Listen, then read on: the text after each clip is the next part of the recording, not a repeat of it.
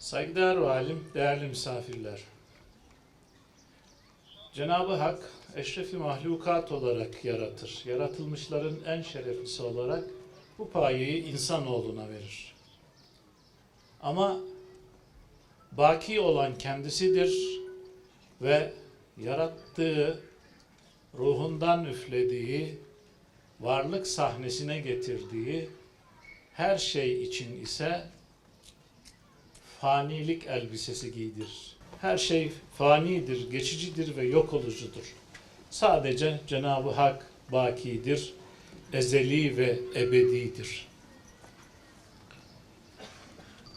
İnsanoğlu eşrefi mahlukat olmasına, bütün mahlukata hükmetmesine rağmen fani bir varlıktır. Ancak o hep ebediyet peşinde koşar.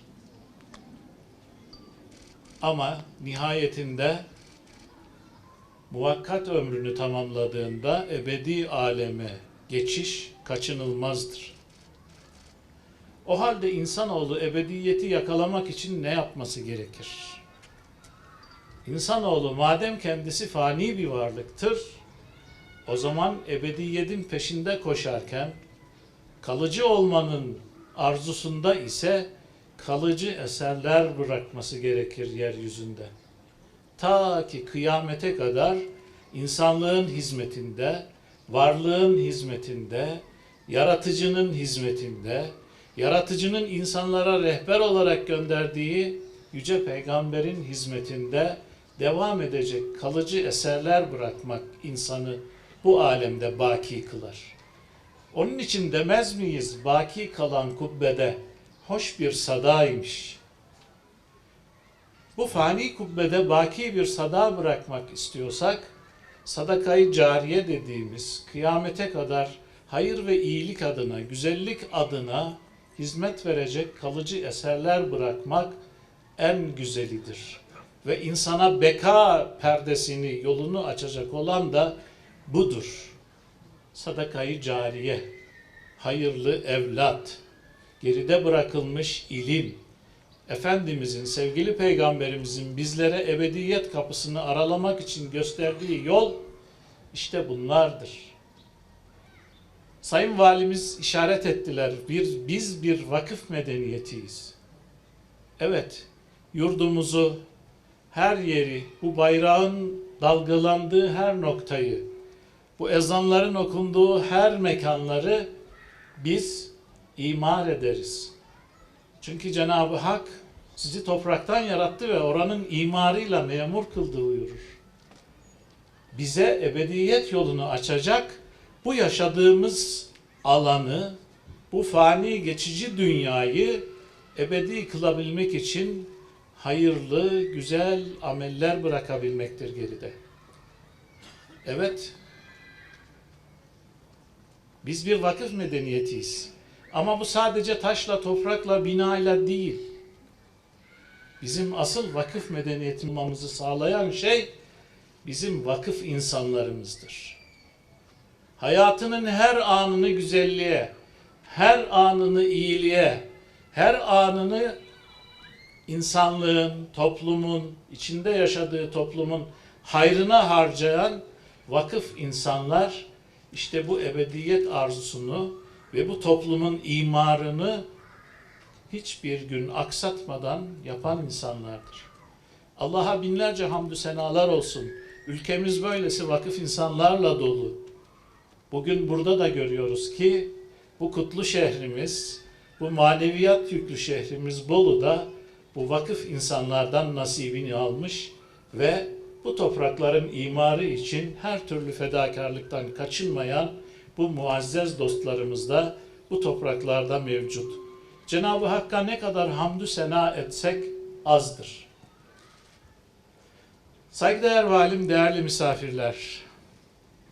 Öncelikle Sayın Valimize, İl Müftümüze bu hayır hizmetlerinde yaptıkları rehberlik için teşekkür ediyorum huzurlarınızda. Allah emeklerini zayi etmesin.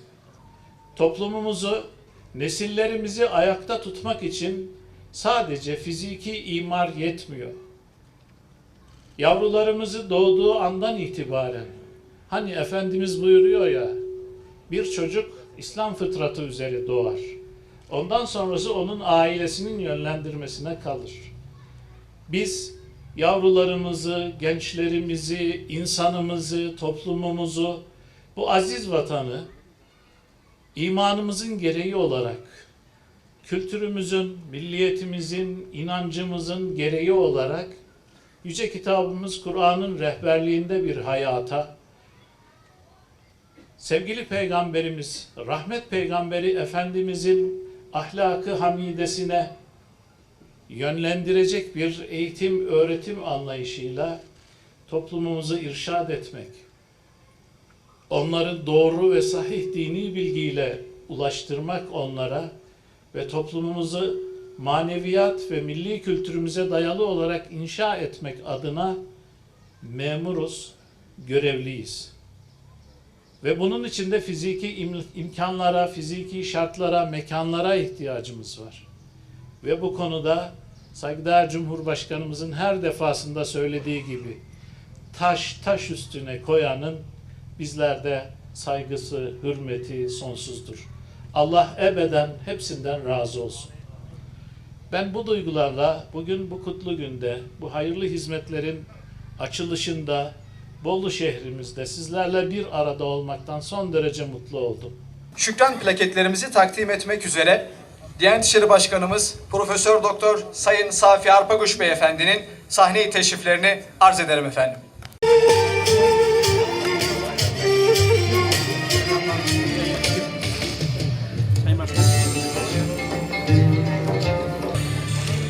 Herkes tamam mı?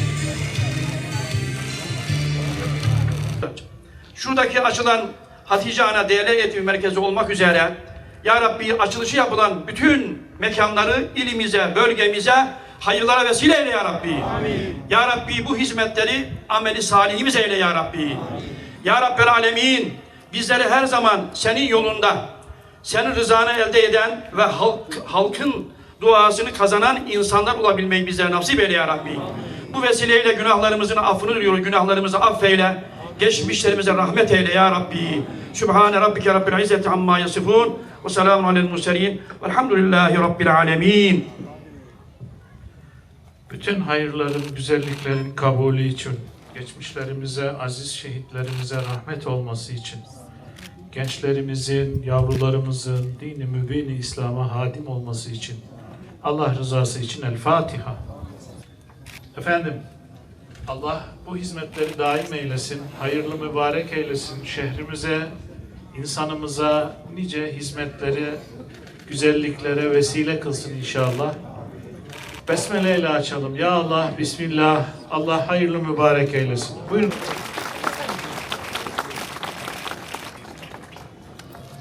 Aleyküm. Aleykümselam. Nasılsınız? İyi. Soyalık ödeyeceğiz mi? Buyurun bakalım.